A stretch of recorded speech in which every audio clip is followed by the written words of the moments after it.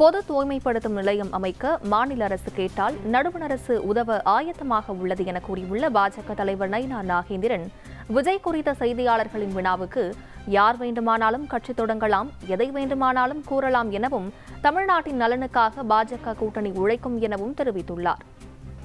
பெருந்துறையில் அமைந்துள்ள சிப்காட் வளாகத்தில் கிட்டத்தட்ட 55 தொழிற்சாலைகள் இருக்கிறது. சுமார் ஒரு 20 ஆண்டுகளுக்கு மேலாக அந்த தொழிற்சாலைகளுடைய கழிவுகள் பூமிக்கு அடியிலே விட்டதாலும் மேலே இருந்து வந்ததாலும் அது கவனிக்க முடியாத காரணமாக எல்லாமே பூமிக்கு அடியில் போய் எல்லாமே இப்பொழுது குடிநீருக்காக போர் போடும்போது எல்லாமே கெமிக்கல் வாட்டராக வருது. குடிநீர் இல்லாமல் மாறாக கெமிக்கல் வாட்டராக வருகிறது.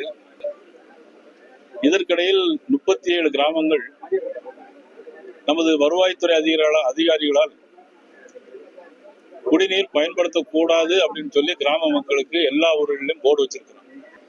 இதே மாதிரி சேலம் மாவட்டத்தில் வருகிற 7ஆம் தேதி இது போன்ற ஒரு தொழிற்சாலைக்கு அடிக்கல் நாட்டப் போகிறார் என்ற செய்தி வந்திருக்கிறது.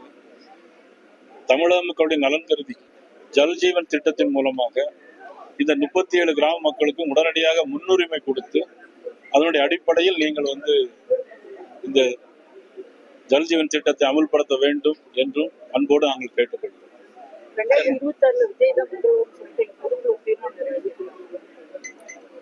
நீங்க கூட நாளைக்கு ஒரு கட்சி ஆரம்பிச்சு நான் தான் முதலமைச்சர்னு சொன்னா சொல்லலாம். ஜனநாயக நாட்டில் எல்லாருக்கும் உரிமை இருக்கு.